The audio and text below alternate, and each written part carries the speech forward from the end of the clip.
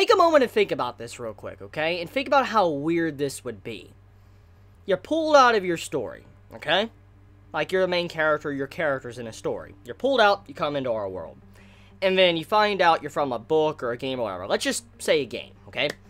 And you decide to check out this game that you're from. And while you're playing this game, you meet yourself. You get to see sides of yourself you didn't really ever notice or you weren't really aware of. Because when you see yourself from an outsider's perspective, it will definitely make you see things that you never thought was possible. But on top of that, though, you see other things from your world, your game series that you were in, that you never actually knew about in the first place.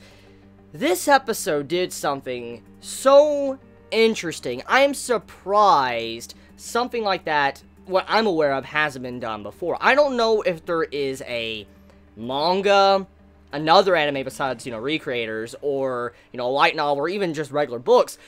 I don't know if there is anything like that, but that seems like something that could make a very good plot, like a really good story, having it to where a character is dragged out of their series or whatever, or they somehow have a duplicate of themselves, and then they meet themselves and they see themselves from an outsider's perspective. That sounds like something that would be really interesting to see, and the way that was done, I'm like, oh my god, like, that could have been a story in of itself, just right then and there. That could have easily have been an anime series or a manga series just on that plot point alone. Her meeting her own self inside of a game and seeing things that she never thought was possible. That, like, this series, man, it really makes you start thinking about many different things. Like I said, like, if the story ends, like I said last week, if the story ends, does it continue on when the book is over? I mean, does it continue marching forward, or is it, GG? Is the world go blank? There's so many questions that this series gives me that it just, like I said, this is why it's probably one of my favorite series of Spring of Anime 2017, because it really can get you thinking. It makes you wonder what would happen if characters really did come to our world. I mean, let's look at the enemy side for a second, okay? And the enemy side, even though some of them are probably evil, overall, it's understandable if even good guys join their world. And the reason for this is because, think about it, let's just put in perspective. Let's say Guts, okay? Guts was dragged out of Berserk into our world, okay? And let's just say the laws of physics are still the same for us, okay, and all that. But, what's going on with the plot, the world can break down to too many people, contradict the laws of physics, like they come from their stories into our world. It'll break down the world, cause a reset.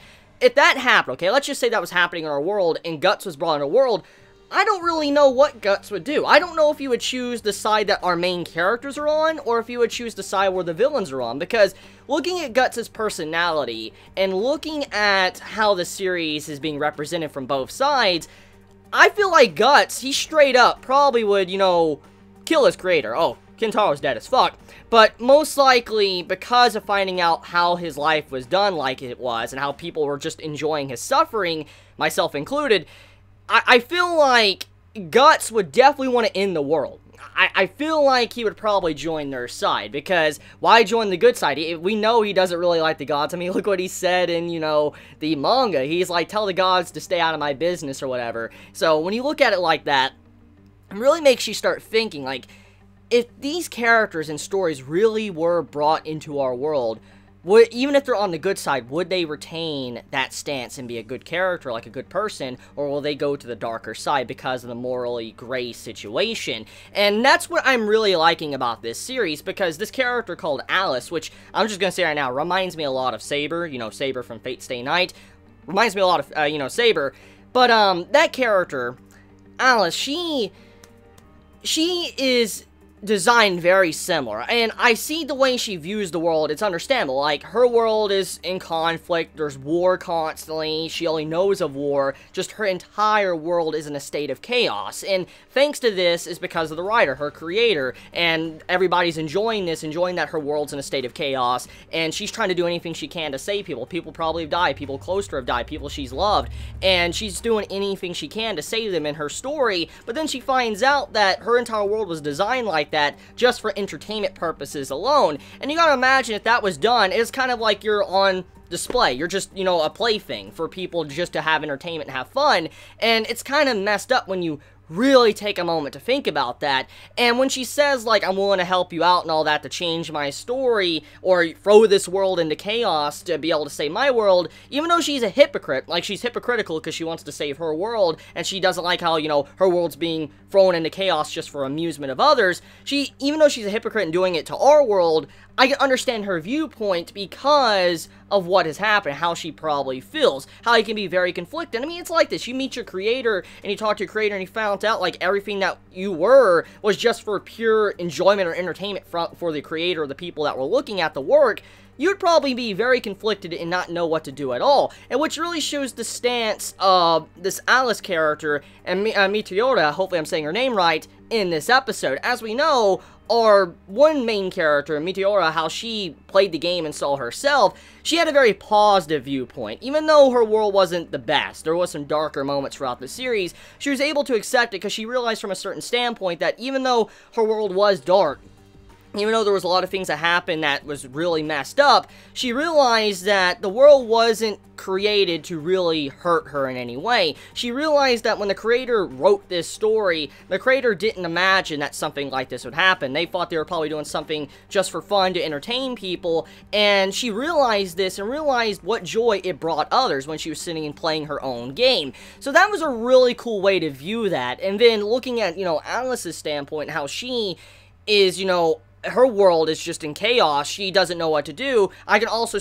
understand her viewpoint as well. So, good stuff with this episode of Recreators. It just, damn. Now, I know some are going to be complaining about this episode when it comes to exposition, because there was a lot of that, and I'm not even going to lie, there was a lot of exposition, and I feel like the way some of it was done, it could have been delivered a little bit better, because it did feel like it dragged a little bit, but at the same time, though, if they were going to have it that long, they should have made the scenes a little bit more enjoyable. What I'm getting at is they should have made some very interesting, like, animation and art, like in certain scenes when she's just talking, to make it fascinating and, you know, continue to keep your attention on screen. Because I've seen a lot of anime, and I've seen it to where there's like an entire episode, like a 20-minute episode focused just on exposition. Like, perfect example, Hunter x Hunter in the election arc. If you've ever watched Hunter x Hunter 2011, you know what I'm talking about. In the election arc, there's like entire episodes, nothing but talking and exposition with characters just sitting in a room, like the koala, for instance. And even though it's exposition and it would normally bore people, it's because of the way the animators animate it, and they make it so interesting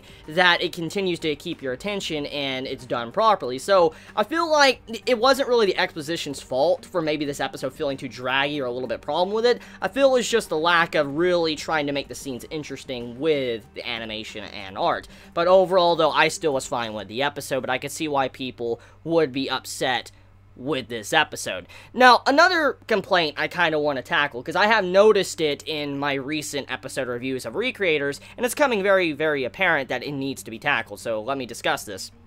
So our main character, Sota, I'm very aware that he literally has no presence. Like, this man is, like, seriously, the series doesn't even necessarily need him. That's just how little presence he has. He doesn't really have any weight to the story from what we have seen through the episodes. Now, there is theories and stuff going on that he probably, you know, wrote the story for the military girl, and, you know, it's set in the future or whatever. Most likely that's his connection. But overall, though, besides that, he doesn't really serve any purpose at this moment. Eventually he will, because of these hints and stuff we've gotten throughout the episodes, but he's very lackluster. He's nothing impressive. He's nothing that really catches your eye and you're wanting to know more about, which, in a way, I think is a good thing, and hear me out on this, okay? Even though I wish he had a little bit more pizzazz, you gotta imagine, though, that this series is more about the characters coming to our world, and so all these episodes we have seen, these past 4 episodes, have been focused on these characters coming from their stories, giving them characterization,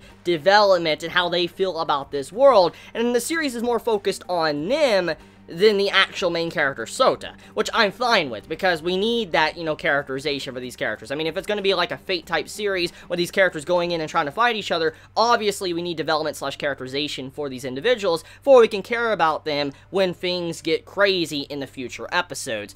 So, yeah, I see why people are complaining about Sota, but at the same time, though, I think we can all agree we'd rather have the characters brought from their stories getting that screen time than this character that seems very bland or probably nothing that's of interest that we really want to know much about. I mean, we did get some good characterization for him in the first episode, with the way he handles himself, the way he writes or he procrastinates. We did see a lot of characterization in the first episode. I even talk about that in my first impressions, but he hasn't been the main focus because of what the series is about.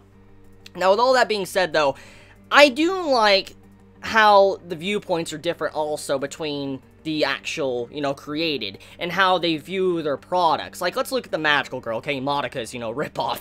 The little Monica, she actually saw products all over the shelf, like food products with her face on them, and she grabbed them, bought them, or whatever, and was, eating from them. And you gotta imagine, if you're, like, someone that was created, brought into this world, and you sold something like that, products, there's gonna be some that are gonna have very mixed reactions. Either some are gonna enjoy that, their ego's gonna be boosted, or they're gonna say, oh, that's cute, or some are gonna be very embarrassed, and they're not gonna want to see that at all. I mean, it's kind of like this. I mean, imagine if you came from a world, and you had a bunch of doujins, like hentai, all wrote about you, and you found out about it. I mean, that would probably disturb you. You'd be like, what the fuck? Or you have these fanfics wrote all about you. Speaking of fanfics, the Meteora and our other main character, I can't pronounce her name, please forgive me, I don't know how to pronounce it, but the two main female characters, when they were eating Pocky and all that, I'm like, yo, that fanfic, right there, like, we have fanfic, being wrote. But, anyways, though, the big point here is that I do like the different viewpoints and how they view themselves being displayed throughout the world. There's just so many different character interactions going on